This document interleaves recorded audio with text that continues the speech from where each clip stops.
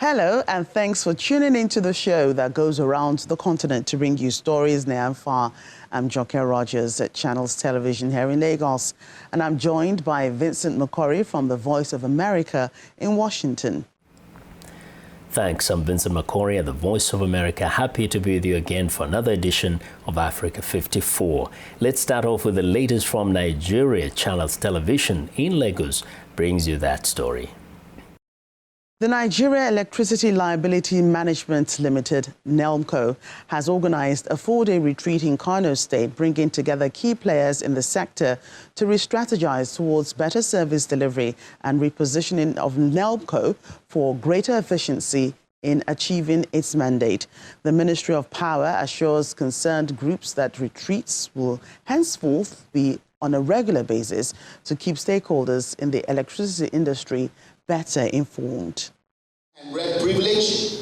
Gathered in this hall are representatives from the Transmission Company of Nigeria, electricity generation and distribution companies, as well as officials from the Ministry of Power. They are here to discuss how to improve electricity supply to Nigerians. This is timely as the country has been grappling with frequent collapse of a national grid and blackouts. The Minister of State for Power assures Nigerians of improved gas supply to thermal stations towards better electricity generation. The grid has collapsed twice this in 2 months. We've been able to negotiate gas agreements with the producing companies, supply them sufficient gas, and then the maintenance has come to a rate, and the water levels have gone up now. We have worked with NNPC for gas supply. So that has increased the position, and you can see that when the grids collapse, it doesn't come back at one time. We started gradually, step one by one and the other. So we've done a lot to get that win. We've gone the 3 steps, and production is stabilizing already. The managing director of NELMCO asserts that the agency has saved the federal government huge amounts of money through its activities. As far as pre-privatization liabilities are concerned, we've saved government huge sums of money through the TVH model, which he did mention, the triangular verification model that we put in place, and then changing the entire organizational architecture of the agency.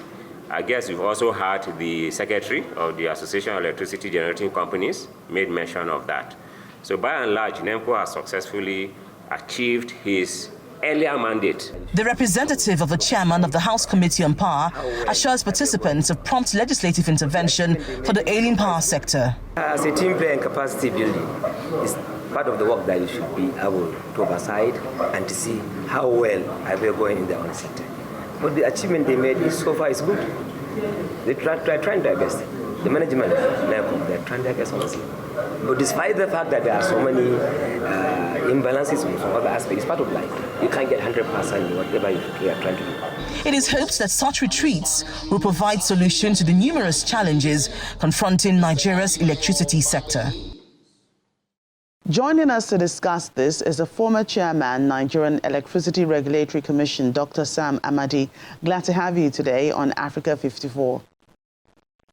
Thank you very much. So the country has been grappling with incessant collapse of the power grid and power cuts as well. Do you think retreats like these will address the issues? Well, maybe not, because some of the issue is rooted in a fundamental problem. We talk about legacy problem, meaning that when we privatize and do the reform, we're not able to deal with the issues that have been laid over for many years. One of them is metering. And so the metering rate in this country is perhaps less than 40%, meaning that most of our consumers are not metered. And the implication is that the discos are not able to conserve their revenue, and therefore they cannot make investment in certain the network. Again, the investors will not be able to find the network bankable and to invest in them. And customers are not able to also to conserve their consumption. The billing is not transparent. There are little trust in what the discos give them. And so all this come back to the fact that the system is weak, there are legacy issues, and there are possibilities that most of this was easily. But then we can do a lot. But I think that it will take some time before this legacy crisis, with the level of innovation in this market and failure, maybe we might not easily get out of this crisis. But yes, some measures can address them, but definitely they are complex and require much more surgical intervention in terms of policy, regulation, and change management strategies. We're not seeing that much now. So the retreat had representatives of key players in the electricity industry from generation, transmission and distribution, companies like the Gencos and Discos. What do you think can be done to improve distribution? First, I think we need a lot of financing for distribution. The problem is that this financing is not coming easy because of the global financial crisis, but more so because of the lack of financial transparency in the market, the lack of debt in recovery. At the moment of the Discos, we have debt overhang to billions and billions. And this is because the Discos are not efficient in supplying power and also are not able to collect their revenue from the market.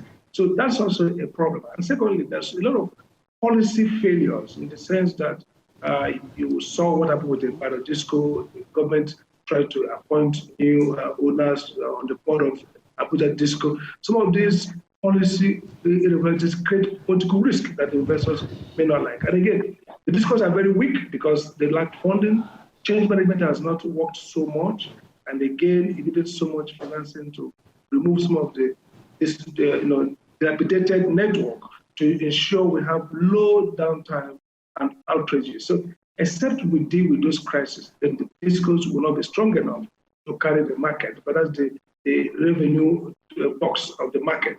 So I would think that, look, the Discos is the weakest link here, but it requires more than just retreats and policy announcement. It requires larger funding, it requires greater change management, and it doesn't look like the owners have all those finances and capability to turn it around quickly in order to reassure customers and, of course, improve quality. Do you think that the country needs a cost-reflective tariff to ensure steady supply of electricity? I think so. I think it is. But again, we are gradually moving up on the tariff schedule. By 2000, we were very low. By 2013, we are medium. Today, we are perhaps more than average in the scale in West Africa. So we're not doing badly in the tariff. But again, problem is you can't raise the tariff as required in a market where supply is very scanty and irregular. So if we improve generation and distribution, if customers get more time of supply, if they're able to have better customer care, then the regulator can unlock the tariff. And so you can have up to 80%, 70% increase in this market globally. A more than 20% increase is a rate shock, which regulators don't allow because it can lead to less consumption and also lead to theft of power. But yes, we need more tariff increases. But again, you have to match it with improvement, clear improvement in quality of service, in customer care, so that consumers get more value and therefore they have greater propensity to pay more. But right now, it's really difficult to keep on increasing tariff without having commensurable value in terms of more regular, affordable, and adequate power supply. Right, thank you for your time. Former Chairman, Nigerian Electricity Regulatory Commission, Dr. Sam Amadi. Thank you very much. We want to know what you think about Africa 54 and the stories we cover. Join the conversation on Facebook. The address is Africa 54, and check out our headlines 24/7 on voaafrica.com. After the break, with the war in Ethiopia displacing millions, IDPs from Ethiopia's Afar region hope for an end to war and suffering.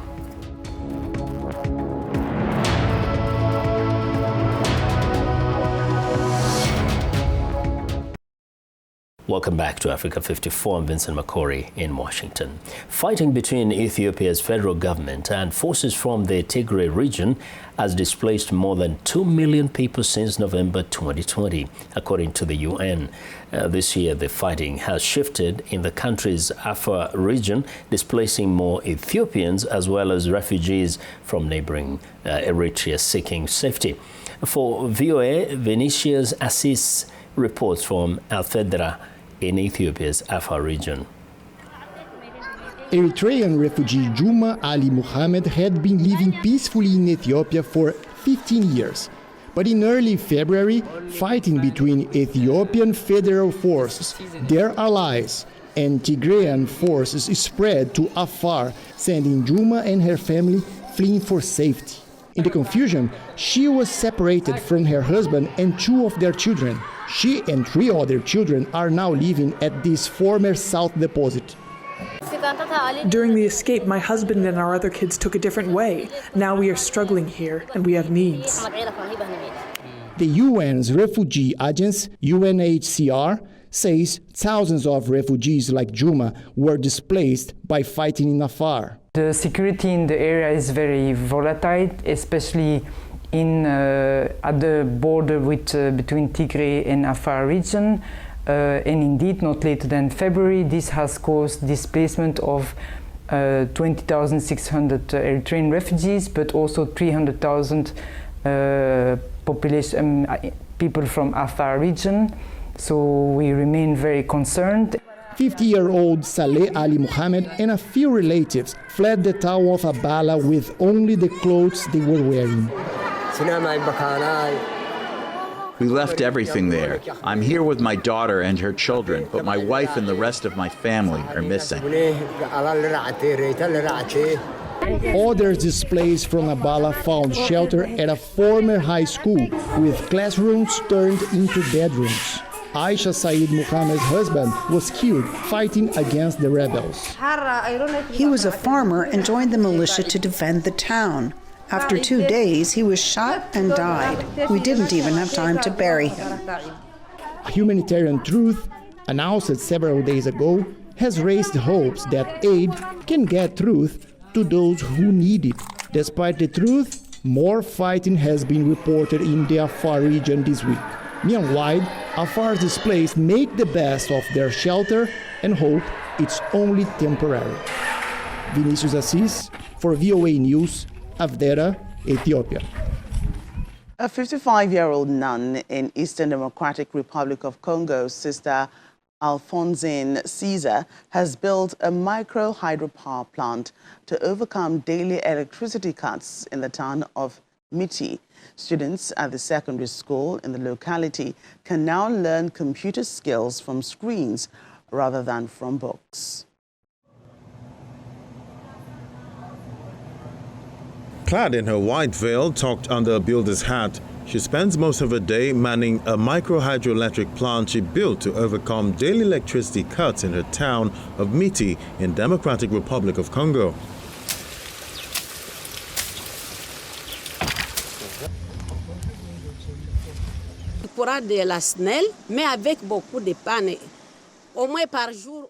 The convent needed an electrician, a technician who could help. They saw in me the talent of electrical engineering, so they offered me an opportunity to go study electrical engineering. That's where it all started. It was the convent that made me study. I studied at ITFM, and when I finished, I started this service. Blackouts are a daily disruption across the country, which sources most of its electricity from a rundown and mismanaged hydropower system. Despite millions of dollars in donor funding, the World Bank estimates that only around 20% of the population has access to electricity. Fed up with relying on candlelight and costly fuel power generators, Caesar started raising money in 2015 to build the hydropower plant.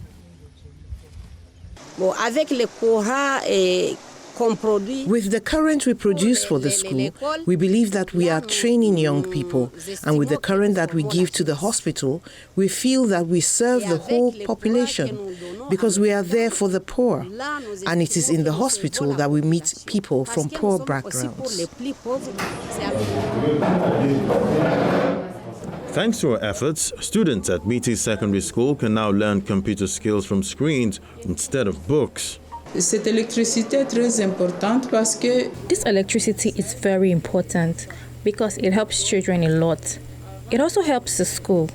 Before we had electricity, we had computers, but the computer courses were always theoretical, and it was a lot of pain. So this has helped a lot.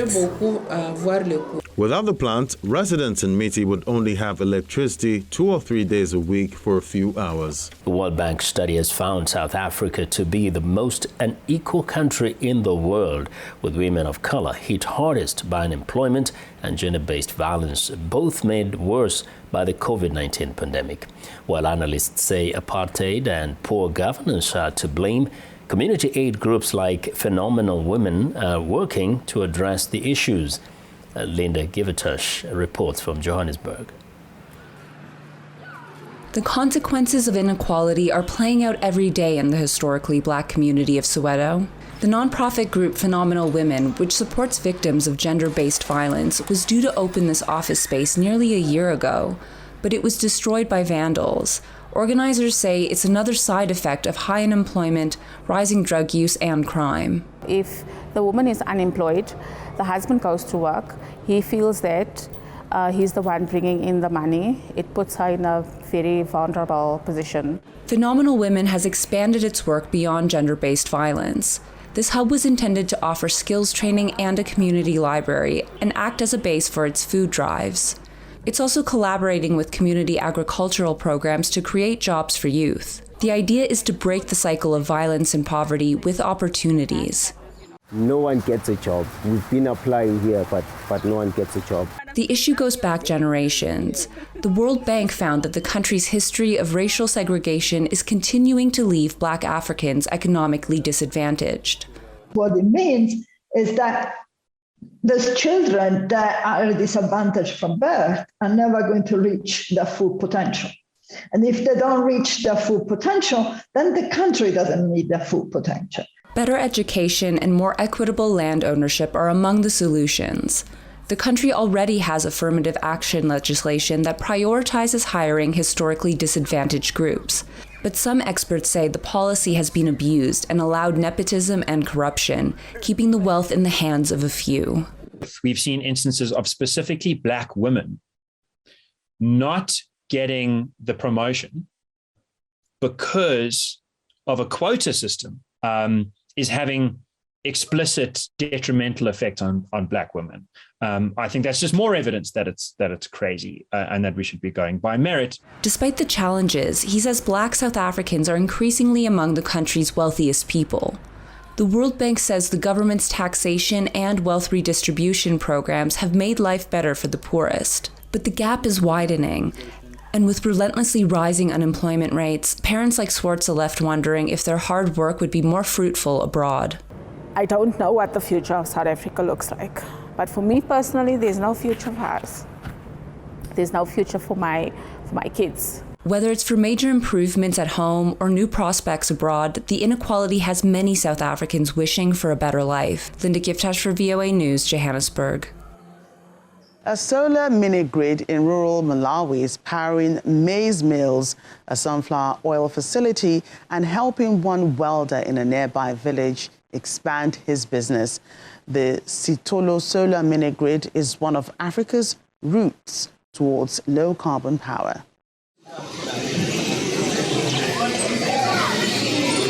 In Malawi, more than 3/4 of the country's roughly 20 million population do not have access to electricity, a higher portion than the continental average of roughly half. The Sitolo Solar Mini-Grid project connects more than 700 people across 3 villages. So we installed the mini-grid. Currently, Stolo has 2 maize mills operating, so it means people no longer trek 17 kilometers for milling. And now there is a sunflower oil processing facility, something which has also triggered other value chains. And I think what we've noted currently, for example, is that with the maize mills, people are milling their maize here. The byproduct, which is the maize husk, is also feed for livestock, and we have seen that there is also an increase in livestock production. Local farmers no longer have to trek long distances to get their maize milled or sunflower seeds pressed. Initially, people in this area were not growing sunflower, but with this oil pressing machine, more people have planted the crop. This year, The number of farmers growing sunflower is more than ever.